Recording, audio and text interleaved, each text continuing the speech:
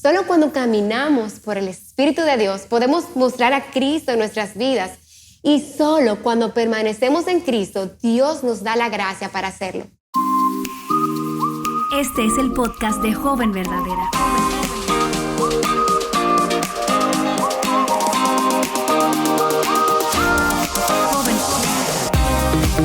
Hola, yo soy Betsy Gómez y te doy la bienvenida al podcast de Joven Verdadera. Todo lo que hacemos en Aviva Nuestros Corazones tiene el propósito de animarte en tu caminar con Cristo, de forma que le atesores a Él por encima de todo y que experimentes la libertad, la abundancia, el gozo, la plenitud que solamente se encuentran en Él. Deseamos que en esta etapa de tu vida permanezcas firme en las verdades del Evangelio y que des fruto en el contexto donde Dios te ha colocado, en tu hogar, en tu lugar de estudio, en tu comunidad, en tu iglesia local. Y quiero decirte que en esta temporada estamos haciendo las cosas un poco diferente porque hemos invitado a algunas de nuestras amigas para que compartan contigo ese mensaje que más arde en sus corazones para esta generación. Así que presta mucha atención a los consejos bíblicos de estas mujeres. Oramos que estas verdades capturen tu corazón. Bueno, y sin más preámbulo, escucha a la invitada de hoy.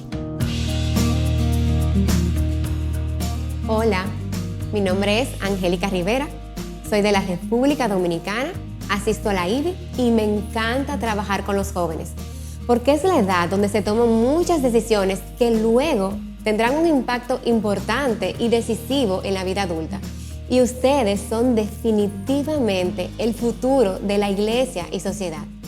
Así que hoy quiero aprovechar para hablarles sobre el fruto del Espíritu en nuestras vidas, el cual es un tema vital, porque he visto muchas jóvenes que viven malhumoradas, peleando, sin respeto y sensibilidad hacia las autoridades. Y esto muestra un corazón que no está gobernado por Cristo. La Biblia dice en Mateo 7 que por nuestros frutos seremos conocidos. Entonces, ¿qué fruto estamos mostrando? ¿Qué podemos hacer con exactitud a fin de que comience a crecer en nuestras vidas el fruto espiritual? Para entender mejor el fruto del Espíritu y cómo crece, nosotras necesitamos estudiar la palabra de Dios. La palabra fruto se usa a lo largo de la Biblia para referirse a la evidencia reveladora de lo que hay dentro de una persona.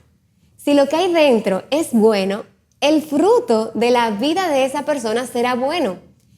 Pero si lo que hay adentro está podrido, el fruto de la vida de esa persona será malo. Y esto es lo que enseñó Jesús cuando dijo: el que es bueno, de la bondad que atesora en el corazón, saca el bien. Pero el que es malo, de su maldad, saca el mal, en Mateo 12:35. Entonces, ¿qué clase de fruto has visto en tus acciones en los últimos tiempos? Comencemos describiendo el fruto del Espíritu.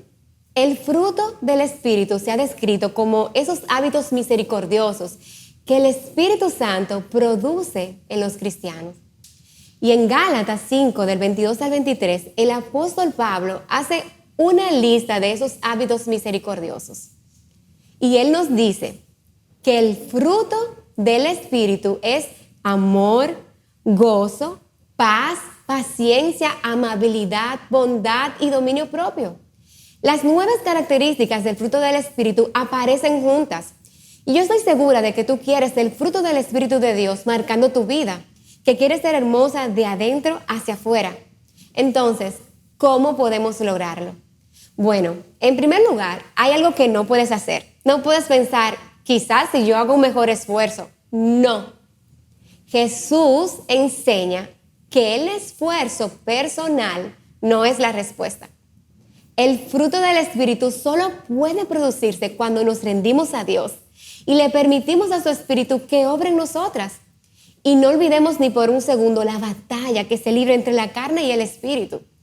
En Gálatas 5:17 aprendemos que la naturaleza pecaminosa que tenemos desea lo que es contrario al Espíritu. Los dos se oponen entre sí, de modo que muchas veces no podemos hacer lo que tú y yo queremos.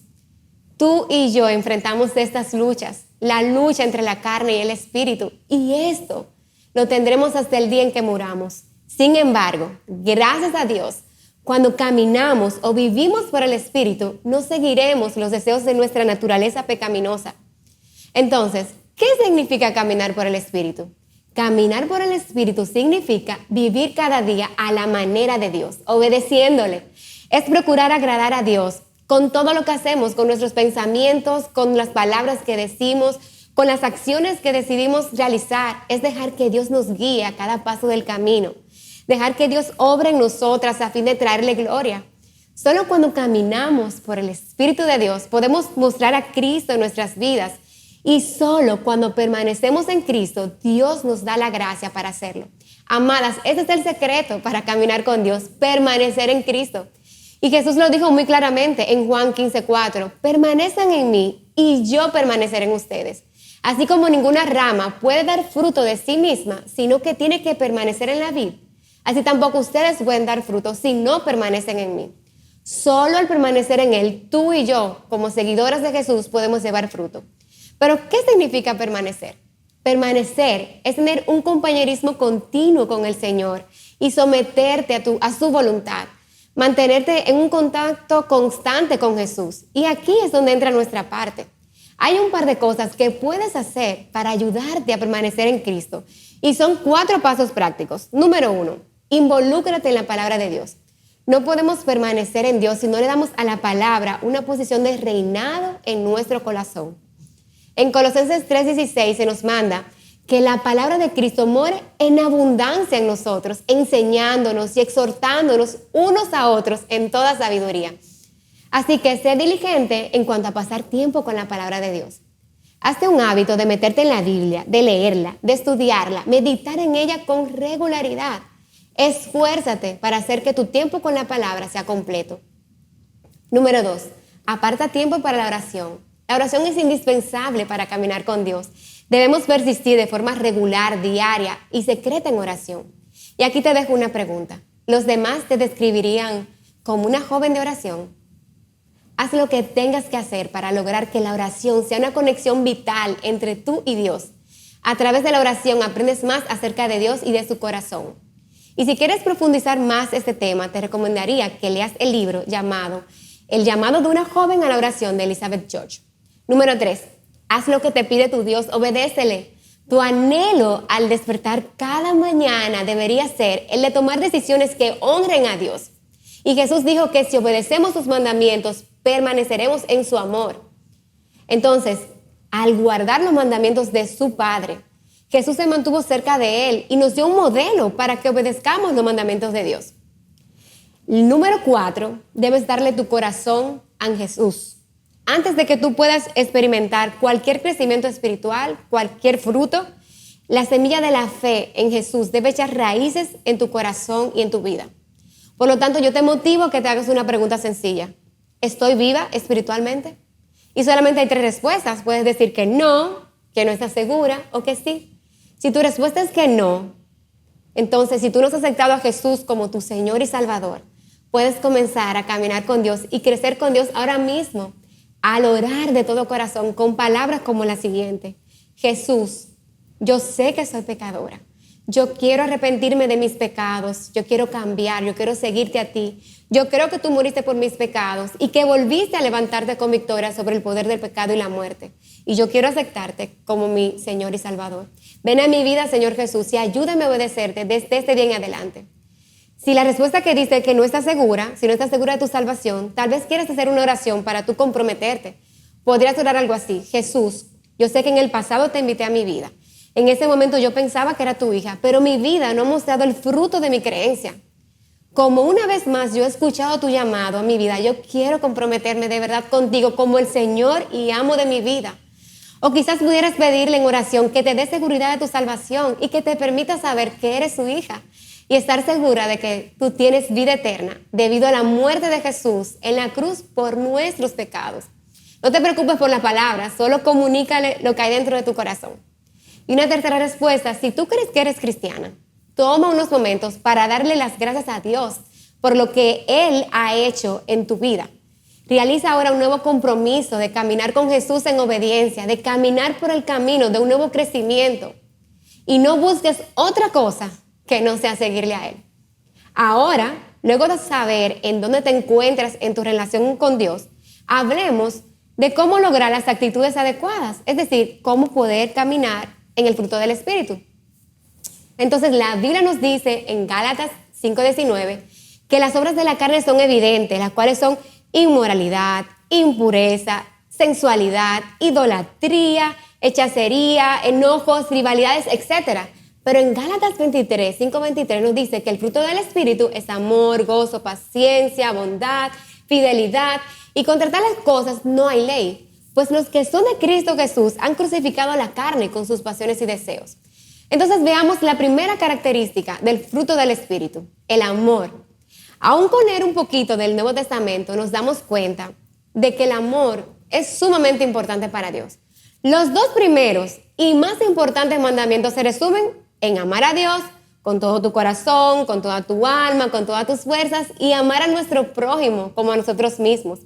La Biblia te ofrece principios que te ayudan a entender mejor el amor cristiano. Y veamos 5 de esos principios. Primer principio, el amor es una decisión. El amor no es un sentimiento, es un acto de sacrificio. Segundo, el amor es acción, no solo palabras. Se ve en lo que hacemos. El amor implica un esfuerzo, no solamente emociones. El amor es algo que hacemos, no algo que solo sentimos. Tercer principio, el amor se extiende a los difíciles de amar, no solo a aquellos que nos agradan. Es un desafío amar a las personas que Dios pone en nuestro camino. Quizá no sintamos a veces el deseo de amarlas, pero si nos llenamos de Dios y de su amor, podemos llevar su amor a otros y derramarlo en sus vidas. Cuarto, necesitamos que Dios nos ayude a amar, porque este amor que se nos pide es sobrenatural. El amor no es nuestro, es de Dios. Así que cuando nos presentamos vacías delante de Él, la fuente de amor, y Él nos llena, somos capaces de mostrar su amor a personas sedientas. Quinto principio, el amor no espera nada a cambio. Da sin buscar una retribución. Comienza a amar a las personas que Dios pone en tu camino. Decide amar primero a los que están en tu hogar. Asegúrate de ir cada día a Dios para buscar una provisión fresca de su amor para poder compartir. La segunda característica del fruto del Espíritu es el gozo. El verdadero gozo es el que resplandece y brilla en la más oscura lucha y en la oscuridad de las tribulaciones, en las tragedias, en las pruebas. La alegría es el sacrificio de la alabanza. Cuando la vida es buena, la alabanza fluye con facilidad. Sin embargo, cuando las cosas no salen como yo espero, la alabanza y acción de gracias nos fluyen con sencillez. En su lugar, yo debo elegir el consejo de Dios que me dice que dé gracias en toda situación. El gozo cristiano no depende de las circunstancias, sino de lo que Dios ha hecho a mi favor, de la bondad de Dios, de su amor incondicional por nosotros y de su victoria sobre el pecado. ¿Tú quieres gozo? Todo lo que tienes que hacer es concentrarte en Dios, no en tu melancolía, no en tu vida dura, en el momento difícil, ni en el próximo examen. Solo concéntrate en Dios, en lo eterno y no en lo temporal. Otra característica es la paz. La vida es como una montaña rusa. Tenemos días muy buenos, pero también días muy malos. Pero podemos experimentar la paz de Dios sin importar lo que suceda. Cuando caminamos por el Espíritu, somos bendecidas con la paz de Dios, que sobrepasa todo entendimiento. Muchas personas creen que la paz es la ausencia de problemas. Sin embargo, la paz de Dios no está relacionada con las circunstancias en absoluto. Viene de tener una buena relación con Dios y de poner toda nuestra confianza en Él. La paz de Dios viene con la convicción de que tu Padre Celestial está contigo a cada instante, obrando cada situación para bien, y en saber que nuestro Dios está en control. La paz de Dios también viene al reconocer que Dios proveerá para todas sus necesidades. Veamos ahora la paciencia. La Biblia nos enseña en Colosenses 3 que debemos vestirnos de paciencia. Cuando somos pacientes, mejoramos nuestras relaciones con los demás y promovemos la unidad. Debemos ser pacientes cuando vemos fallas en otras personas. En lugar de irritarnos y ser críticas o atacar con palabras, decidimos amar y responder con amabilidad. Si quieres caminar en paciencia cuando te han herido, agraviado o maltratado, no hagas nada. No reacciones, no hagas algo negativo o pecaminoso. En lugar, resiste en paciencia. Hacer nada te da tiempo para hacer algo. Orar, reflexionar, pedir consejo y planear una respuesta de buena manera. La amabilidad. En Efesios 4, Pablo nos advierte que la conducta que ofende al Espíritu Santo, y nos menciona la amargura, la ira, enojos, gritos, calumnias, y nos dice que en cambio seamos bondadosos unos con otros. La amabilidad busca oportunidades para hacer algo y se pregunta, ¿quién necesita amor? ¿Cómo puedo aliviar la carga de otra persona? La amabilidad es la ternura y la preocupación por los demás. La amabilidad también es una dulce disposición y una cuestión del corazón. Una gracia que suaviza todo lo que está duro. Debemos orarle a Dios para que nos dé amor y compasión por los demás. El interés por los demás elimina la falta de compasión y el espíritu chismoso. Y quisiera preguntarte si puedes pensar en alguien con el cual tú pudieras ser amable. Ora a Dios para crecer en la gracia de la amabilidad y para que Dios te ayude con los malos pensamientos y sentimientos hacia los demás. Otra característica del fruto del Espíritu es la bondad. La bondad hace todo lo que puede para colmar de bien a los demás. La bondad es un deseo sincero de la felicidad de los que te rodean.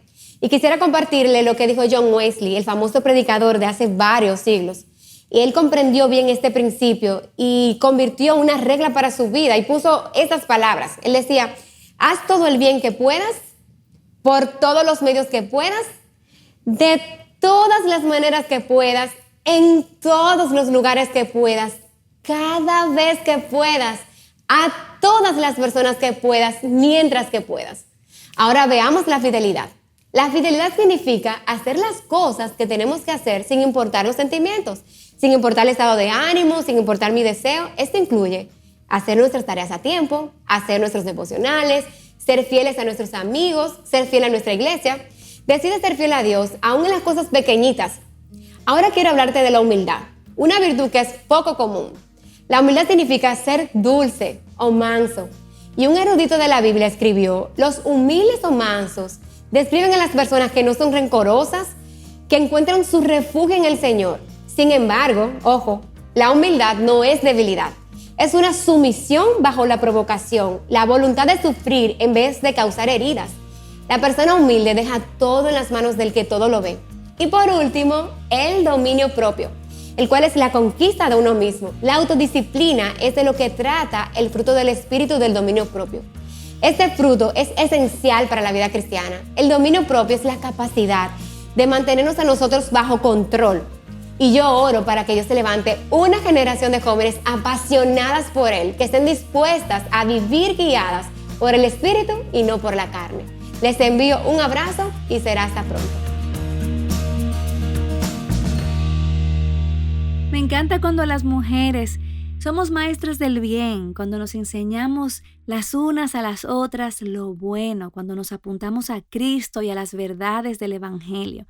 Y como siempre te digo, no pases a la siguiente actividad inmediatamente. Pausa para responder a lo que has escuchado.